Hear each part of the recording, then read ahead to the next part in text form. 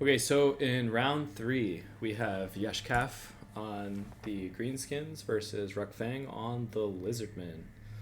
Um, and the map is Nehekaran Waste. I was thinking a little bit before I went into this that um, in my mind, Lizardmen, like I feel like the Croxagores were something that I'm like worried about if I was from Greenskins.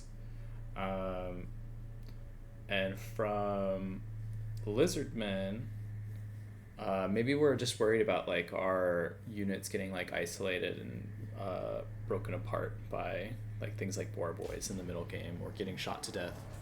But Rukfang, like the Chad he is, has brought the Tread Saurian and a Life Mage, and then a Croxagore, and otherwise just Skinks. We have another Chameleon Stalker.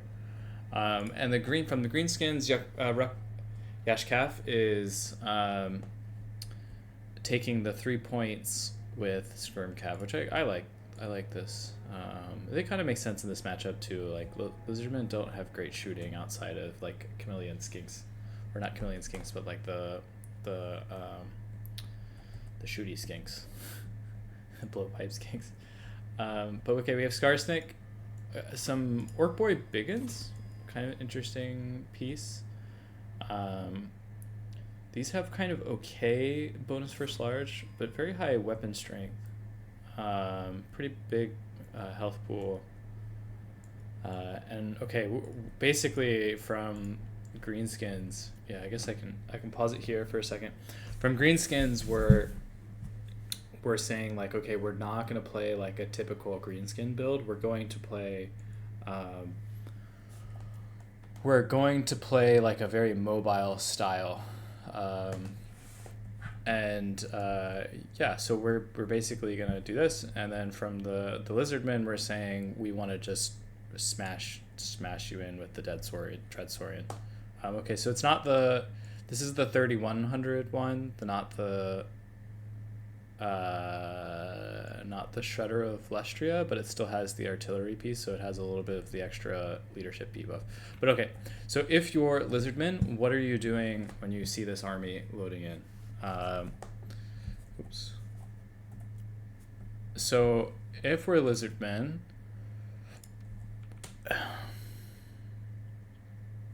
because we have Dread Saurian, always kind of the rule of thumb is that you want all of the fighting to occur like around the Dread Saurian. So maybe you put the Dread Saurian here and you like fight the rest of the army there.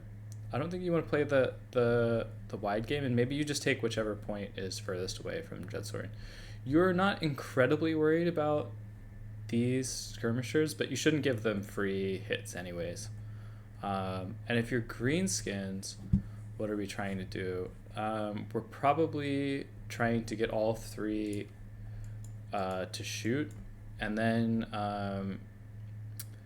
maybe we want some mass to fight the Dread Saurian. There's always two ways to play against the Dread Saurian. One, you ignore it. You try to stay away from it, and you say, okay, you're not going to do that much damage to me if I'm like, every time it's here, you move your forces here, etc. But you could also look to try to isolate it with the boar boys. Maybe we get a surround and we use Skarsnik's stock with all of the shooting. So we could actually put out a fair bit of damage.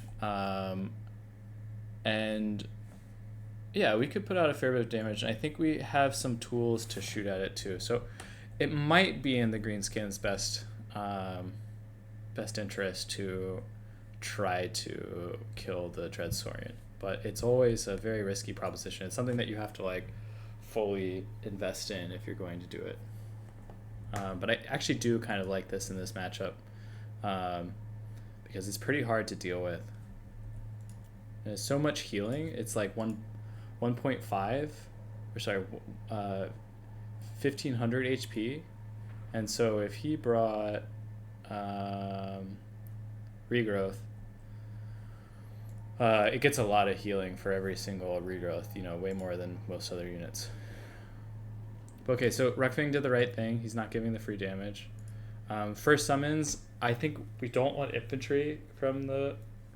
I think what we have here is probably enough. Say maybe we want some shooting, or we want some more like something to contest the Dreadsaurian. If you're Lizardmen, I think Saurus makes sense, and say like, okay, I'm just gonna like grind you down in the middle. I think that's fine. I would say as Greenskins, you probably want to stay away from the Saurian at this point. You probably want to rotate all of your guys to 0.3, and just say like, I need to get my units in that'll do extra damage. Yashkaf is discovering here the danger of trying to kill the Slam Priest. This thing is like really wonky somehow, and it takes not as much damage as it seems like it should. But yeah, so see how quickly they tear her out from the Saurian.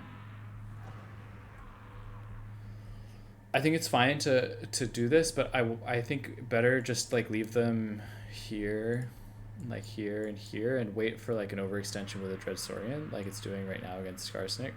Get the net and then pull it in.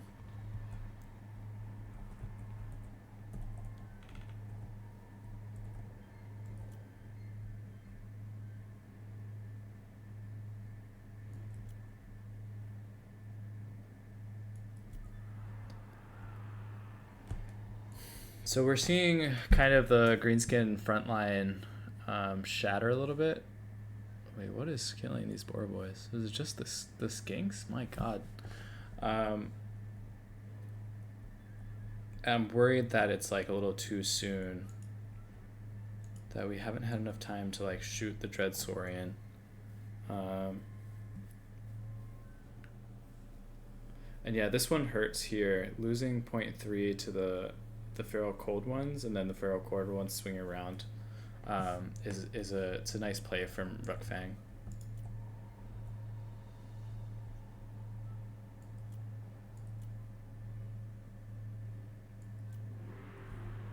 So the thing about trying to kill the Slan Mage, the Slan Mage has 6.5k HP. It's not unkillable, and I've seen it get bursted down pretty quickly if you have like the right composition. But it tends to be 69% because it has the greater arcane conduit. So I think actually if we look at this Dreadsaurian, it is taking a lot of damage. So if we have everything kind of focusing it down, we actually can kill it. It's just going to take a long time. So there's sort of like a cost benefit that you have to do in these kind of circumstances where is it worth investing in?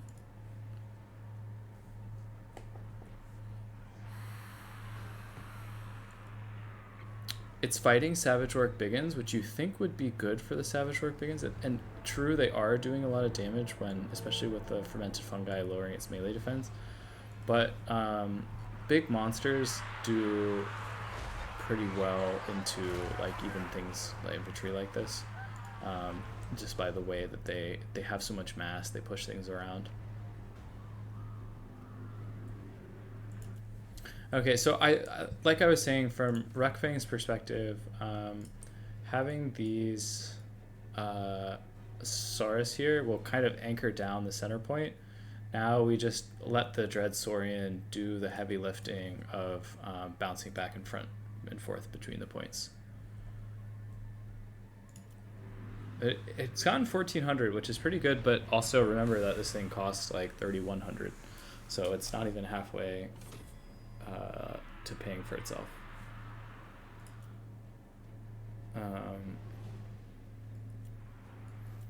So this is always nice when you're kind of trading down to like basically like regroup and refocus the fight onto like a weak part of your opponent's army. And so if you see that we had all of these forces kind of return here, and we have like pretty expensive stuff over here. Now we're refocusing our force here, and we can actually, even though we're down in value, have like a local, we can make a local superiority, especially if this one comes over here. So like let's say this one, this one, this one, this one, this one, this one, this one, all of these things come in here. We would have, even though we might be losing on other parts of the battlefield, we're winning locally, and we can turn that into a quick advantage. So regrouping and re-attacking is a really valuable technique. Also, talking about unkillable lords, let me just watch this for a second. Okay. Watch how hard of a time the Dreadsaurian has at hitting this tiny little lord.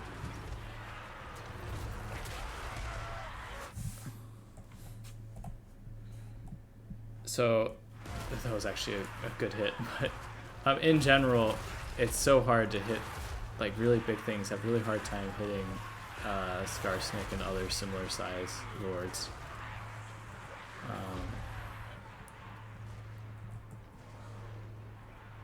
It's unfortunate.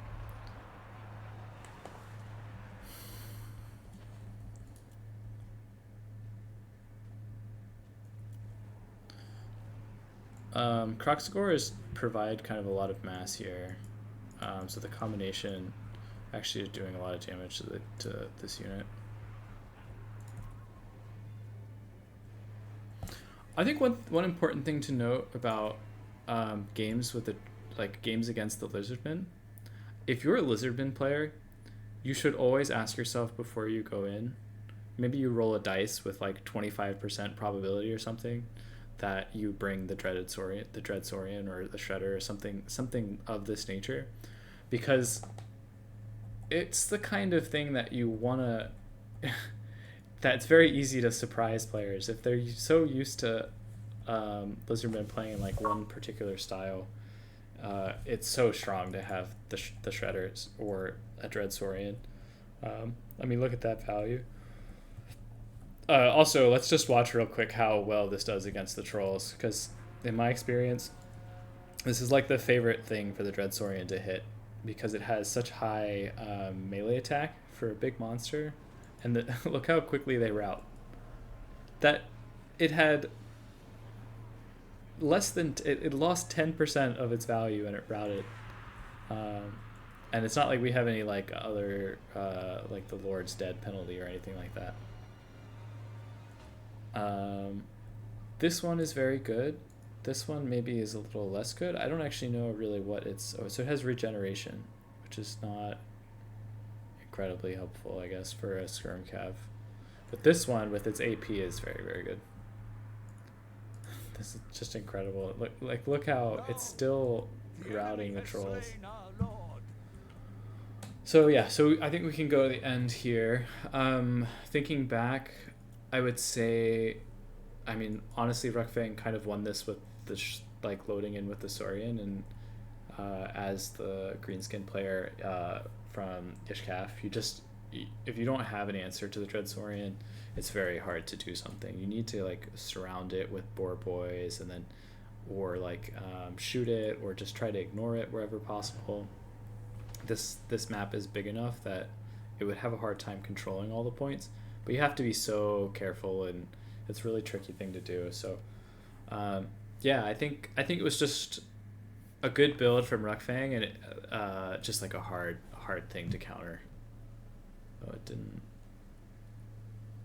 I guess I forgot to go to the end. But good game to them.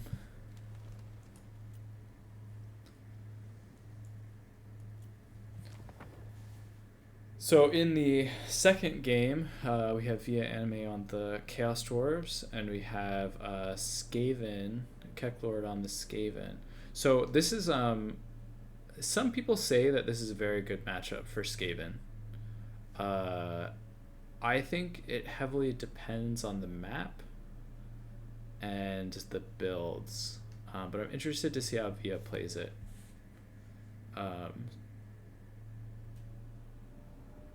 So we have some anti-train tech, which makes sense, or anti centaur render tech. Not very much mass in the starting army. And then the other side, we're going like really chaff centric with the two. We have the cheaper one. I can't remember if it's not the Lamasu. It's the maybe the regular Taurus. And yeah, so we are Via for a second. We're trying to get up on the points. We're trying to get our shooting. We see just Burning Head makes sense. Unlimited Power, Howling Warp Kill, Flensing Ruin. I'm not a big fan of Warp Lightning. I don't think it's that amazing, but I guess with 100% AP, that's actually pretty good against. And I think Storm Demon is also maybe not the best, but I haven't extensively played around with it. So if you're Via, you see like, okay, I'm getting outshot. This thing will, I think, definitely do a lot more damage to the Death Shriek. The Death Shrieks are very good against killing single entities, but they take a long time. Where this thing, I think, will just like constantly be shooting. Yeah, 70 bonus versus large is pretty substantial. And so, okay, so you're seeing this, you're probably hiding behind there, but we don't have really like big damage dealing rats. So I think we're fine just like taking these points greedily and moving forward. And okay, if we're KekLord, we're seeing we don't see these. It's interesting that Via or that KekLord deployed back pretty far. I think we can just move forward. I don't think we're worried about that much. Maybe he was worried about the Skirm Cav, but I think we have enough shooting to keep it at bay. I think for the Zap, maybe we're playing a game of chicken where we're trying to like find good angles to shoot the artillery, and then like let's say that we put, here's an idea, let's say that we put, or rather because this is already here, yeah, let's say that we had moved this one over here and this one here, and so we have two shooting positions. Let's say that we like, let's say in the most extreme case, we're shooting from the Natty Bubos there, and we're shooting from the other one there, and we get the like angles of fire here. Basically, there's no rock to hide behind anymore. So this is like one way. Obviously, you could do this and this, but that would take a very long time. So more realistically, maybe we're doing something like that one there and that one there, and trying to keep it pretty far back so that we don't get shot by the Death Shriek. It's a little tricky though. I think this might actually end up being a good map for the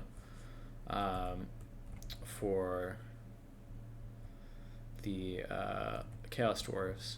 And I think in this matchup, like a really key unit is the globes, because they do a lot of damage. So it might be nice to see like at least one globe, especially against like lightly. You can even bring the 600 one, because they do really well against the light infantry, and also more armored infantry.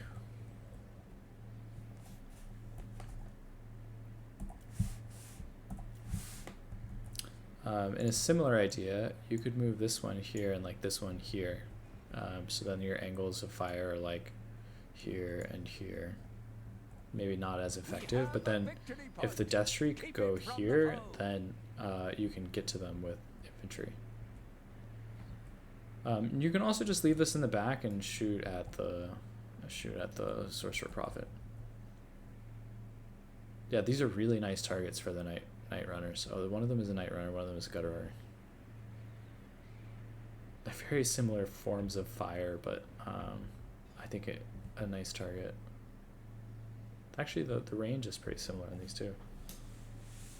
Maybe these are not the greatest in this matchup.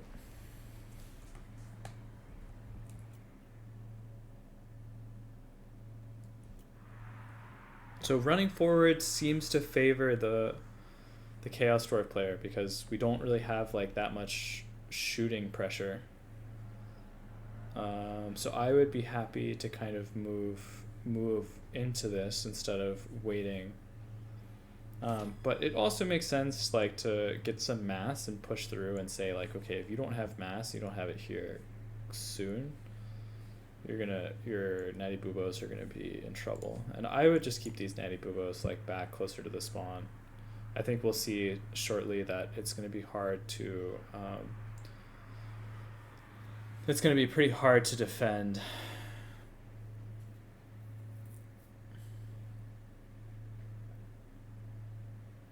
Also, because this unit is invisible, it's a good Howling Wargale actually.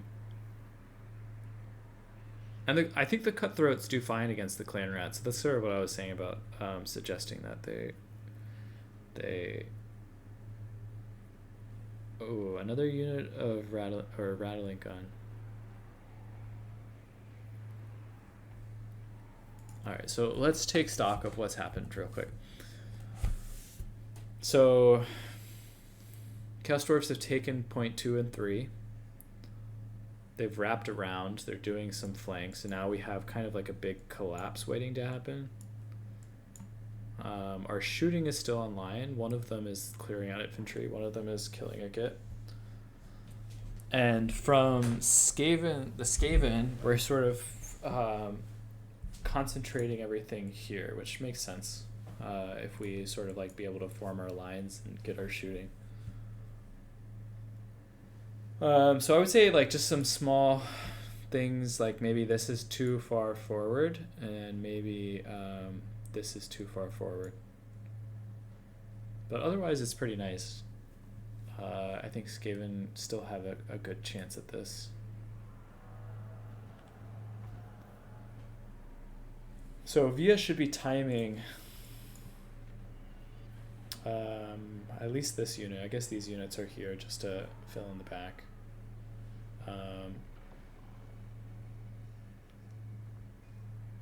Yeah, and this unit is stalking, which is also nice. So yeah, so we need it to be a little bit more compact, like I was saying. Otherwise like the hobgoblins get through.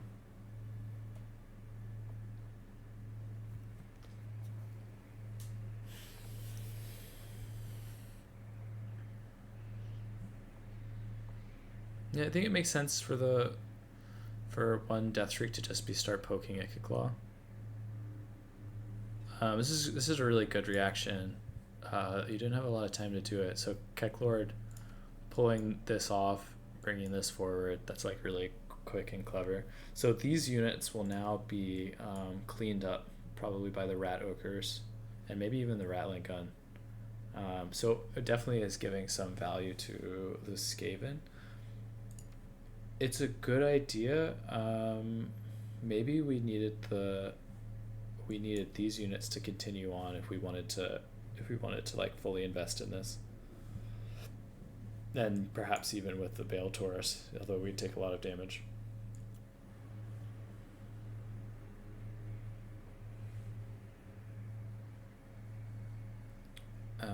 And now if I'm looking at it, maybe we want some more clan rats. Ooh, that's gonna hurt.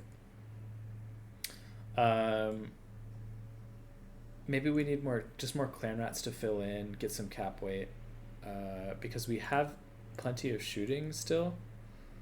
And we also probably, if we're Skaven, we wanna sort of push these units up together, and reform those ranks before we get like picked off like that with the bull centaurs. And if we're similarly,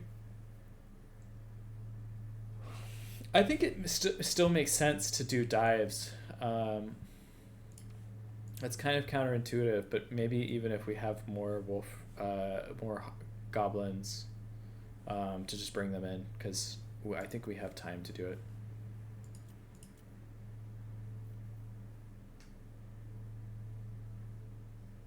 Yeah, and I would just keep like moving. If you're Skaven, just keep moving points to 1.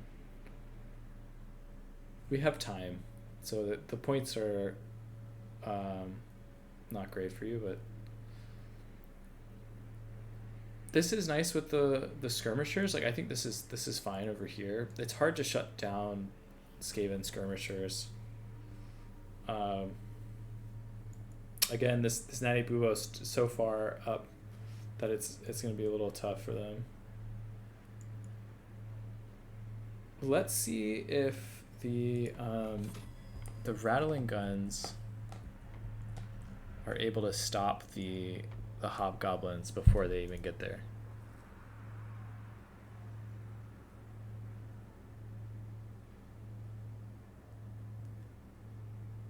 Ooh, that's a tough pick. We didn't get our shots off. That's unfortunate. I wonder what happened there. Maybe that they were given the move order a little too early. I think you just shoot them on the way in so they don't get as much damage off. But yeah, I mean, Skaven here have done a really good job consolidating what they have. And keeping some of the fight concentrated here. Before these die. So they've done well, but not like amazing. And I think that's sort of like the name of the game with the Skaven. Is to keep your shooting online long enough that you make a big dent, because your melee infantry aren't amazing. They can get work done, but they're not like you sort of pay you pay for them, you pay extra for them. You don't get as much out of. Wow, that was a lot of damage. That must have been... Oh, there's 2 of them at once. So, unfortunately for Skaven, I think now that the shooting is mostly offline, we're going to have a hard time coming back into this game because we're left with just the infantry. Seeing the build from Via, Plague Monks actually do make sense here because they'll trade pretty well into the sneaky gets and the 400...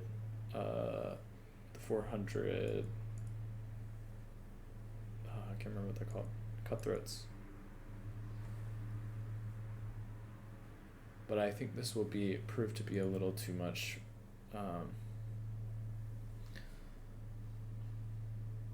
It's probably also worth it to have like a couple of dwarf warriors if you're Chaos Dwarves.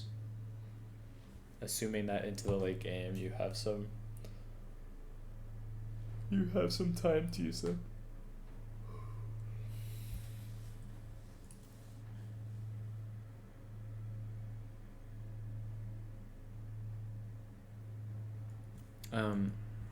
Talking about the skirmishers, this is actually a pretty happy scenario for the skirmishers to have like a lightly armored thing chasing them, because they do a lot of damage, and they can just like continuously run away, and their melee stats are okay, so they don't die super quick, and like that they don't connect as well, and they still shoot when they're being chased. Let's see if we see them do it. Maybe they didn't have fire there. Yeah. So actually makes them pretty good at capturing the side points. Unending glory is yours.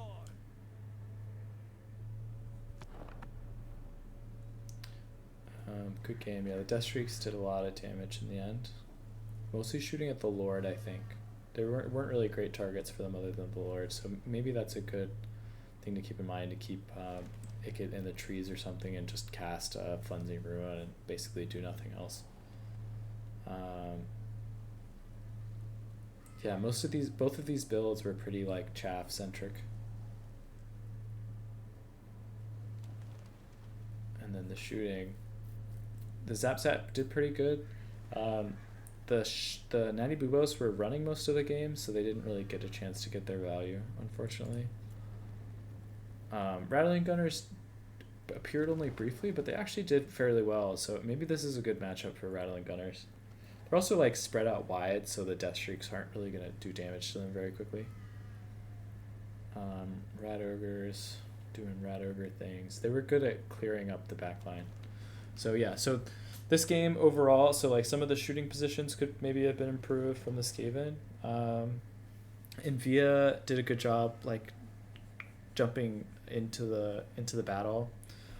Maybe Via could have timed his pushes a little bit more. But in general did a good job getting on the shooting and doing map control.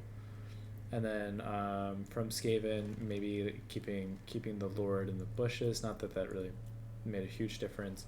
And then getting mass into the places at the right time, and also keeping that, like, you know, that good shooting line.